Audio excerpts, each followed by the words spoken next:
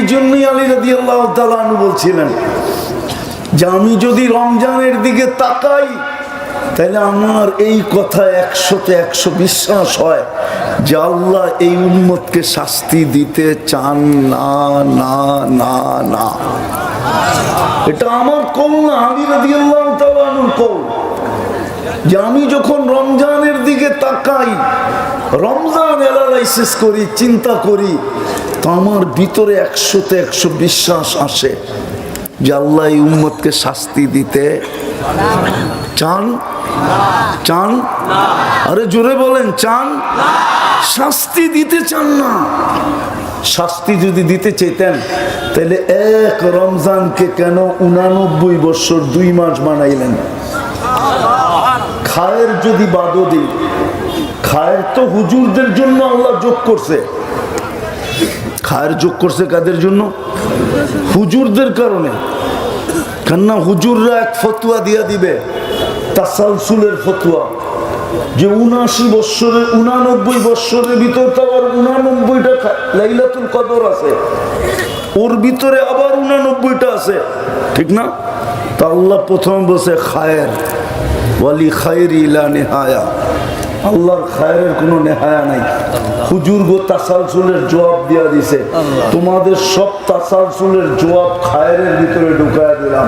খায়রুম মিন আলফি শাহর, আমি শুধু আলফে শাহর ধরলাম, 1000 মাস।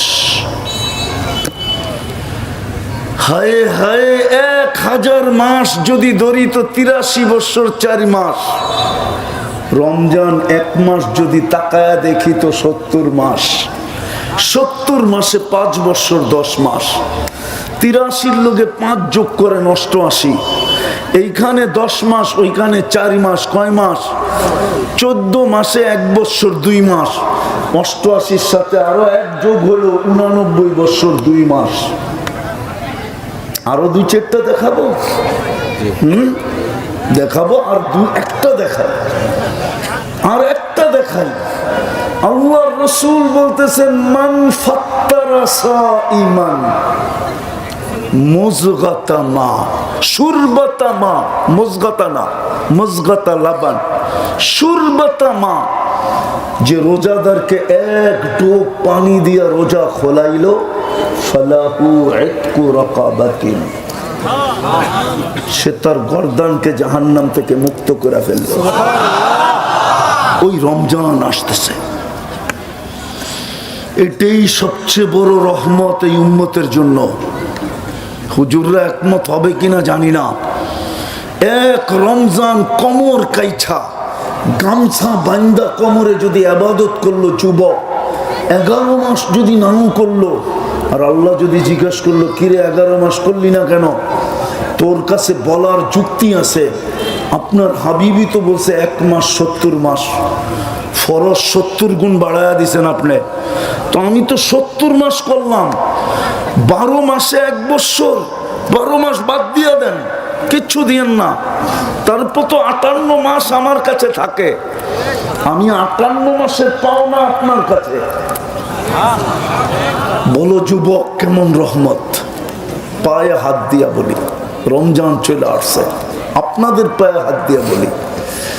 এই জন্যই তো চিৎকার দেই, মুসলমান উম্মতে মুহাম্মদী যদি, মুহাম্মদুর রাসূলুল্লাহ সাল্লাল্লাহু আলাইহি ওয়াসাল্লামের উম্মত যদি 1টা মাসও কমর বান্দা ইবাদত করত, 100-এ 100, 100-তে 100, প্রত্যেক ঘরের মহিলারা যদি সামনের ঘরকে বলতো, বোন আমি গরিব কিন্তু যা পারবো আমি ডেলি তোর ইফতার পাঠাবো, তুই দয়া করে পায়ে ধরি, তুই ইফতার পাকাইস না। যদি সামনের ঘরওয়ালা জিজ্ঞাসা করতো বোন কেন, বলে শুনছি হুজুরের কাছে কিতাবে নাকি আছে, হাদিসে নাকি আছে, রোজাদারের ইফতার করাইলে জাহান্নাম থেকে মুক্তি মিলবে, আবার রোজার সওয়াবও পাওয়া যাবে, আমি তোর ইফতারি ডেলি যা পারি পাক করে পাঠাবো। তো সামনের বোনও বলতো তাইলে আমিও তোরটা পাক করে পাঠাবো, তুইও পাকাইস না। আমার পরিবেশটা এরকম হতো, আমার পরিবেশটা এরকম হইতো। প্রত্যেক বাড়িওয়ালা রাস্তার পাশে যার বাড়ি, আজানের 2 মিনিট আগে রাস্তায় দাঁড়ায় যেত, পানির জগ নিয়া অথবা পানির গ্লাস নিয়া, যে কোনো পথিককে যদি পাই রোজাদার, যদি আমি জোর করে এক টোপ পানি দিয়া রোজা খোলাইতে পারি, তো দুজাহানের বাদশাহ বইলা গেছেন, কিয়ামতের রাজা বইলা গেছেন। মুহাম্মদুর রাসূলুল্লাহ কিয়ামতের রাজা, দুজাহানের বাদশাহ, যার রহমতের ছোঁয়া দিয়া সব তৈরি। ছোঁয়া দিয়া যদি সব তৈরি হয়ে থাকে, আমাদেরকে তো পুরা রহমতটাই উঠাইয়া দিয়া দিয়েছেন। মুহাম্মদুর রাসূলুল্লাহকে উঠাইয়া দিয়া দিয়েছেন। সমগ্র জগতের জন্য ছোঁয়াই যথেষ্ট ছিল। উম্মতে মুহাম্মাদি, যাদেরকে আমি কুদরতি হাতে বাছাই করে বন্ধুর উম্মত বানাইছি, তোমাদেরকে আমি ছোঁয়া দিতে চাই না, তোমাদেরকে আমি পুরো পাত্রটাই উঠাইয়া দিয়া দিতে চাই। মুহাম্মদুর রাসূলুল্লাহকে উঠাইয়া দিয়া দিছে। আসেন আজকে আমরা তওবা কইরা সামনের যে মাসটা আসতেছে রমজান, বিশেষ করে আমি যুবকদের পায়ে হাত দিয়া বলবো, তুমি 11 মাস কি করো আমার বিষয় না, কোথায় কাটাও আমার বিষয় না, কোথায় থাকো আমার বিষয় না, কি দেখো আমার বিষয় না। আমি তোমাদের পায়ে হাত দিয়া বলি, এই একটা রমজান তোমরা আল্লাহকে দিয়া দাও। পারবা? কালকের থেকেই পারবা? পারবা? পাক্কা? সত্য? নামাও নামাও। আরেকটা দায়িত্ব তোমাদেরকে দিব, পারবা? হ্যাঁ, তোমরা 5 তারিখে দুনিয়াকে তাক লাগায় দিছো, কিন্তু ওই 5 তারিখে আমি জমিনে ছিলাম না, আমি তখন ছিলাম আকাশে। কেননা 4 তারিখ রাত্রে আমার ফ্লাইট ছিল ইংল্যান্ড থেকে ক্যানাডায়। 6-7 দিন যোগাযোগ ছিল না দেশের সাথে।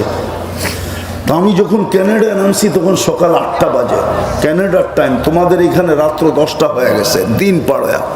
আমি নাইমা শুনছি দেশ স্বাধীন হয়ে গেছে। ওই দিন থেকে আমার বুকের ভিতরে একটা বিশাল বড় একটা আশা তোমাদেরকে নিয়ে, বিশ্বাস আমার ভিতরে জন্মায় গেছে। এই জন্য আমি প্রত্যেক ওয়াজে এটা বলি, আমি এটাকে না বইলা পারি না। আমার বিশ্বাস জন্মায় গেছে যে আমার যুবকরা 5 তারিখে দুনিয়াকে জাদু দেখায় দিছে। দুনিয়াকে কি দেখাইছো তোমরা? ম্যাজিক দেখায় দিছো, ম্যাজিক, জাদু। তোমাদেরকে নিয়ে পেন্টাগনে এখন গবেষণা চলতেছে। তোমরা পেন্টাগন চিনো কি চিনো না আমি জানি না। আমার বিশ্বাস তোমরা যদি ফেরেশতাদেরকে তোমরা তাক লাগায় দিতে পারো, তোমরা দুনিয়ার মানুষকে তাক লাগাইছো, এতে আর কি আসে যায়? মানুষ মনে রাখবে তো রাখবে কতক্ষণ, কিন্তু তোমরা ফেরেশতারে তাক লাগায় দিতে পারো। যদি তোমরা আমার কথা মানো, কালকের থেকে তোমরা মসজিদ ভরা দাও, আমার বিশ্বাস ফেরেশতা তাক লাগা যাবে। নাইলে এই হাদিস কেন আসবে? ইন্নাল্লাহা ইউবাহি বিহিমুল মালাইকা, তোমাদেরকে নিয়ে আল্লাহ ফেরেশতাদের উপরে গৌরব করবে। পারবা কালকের থেকে মসজিদ ভরা দিতে? কি বলে যুবকরা, পারবা? হ্যাঁ, আনো ইসলাম, আমি ইসলামে লেখা দিব, ফেরেশতা তাক লাগা যাবে। যে করছে কি যুবকরা? আল্লাহর ঘর ভরা দিছে।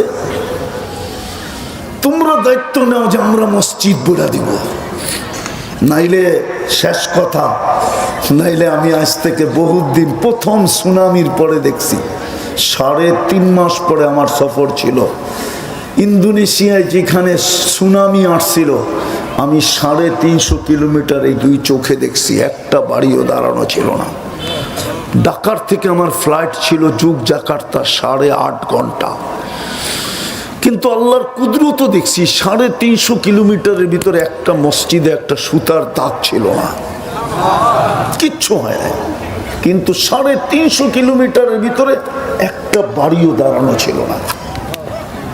মসজিদ এখন কাঁদতেছে, বদদোয়া না দিয়া দেয়, কাঁদতেছে কাঁদতেছে মানি, নাইলে কবি কেন লিখবে মুসল্লি, মসজিদ কাঁদতেছে, আল্লাহ মুসল্লি কাহা হ্যায়, মুসল্লি কোথায়?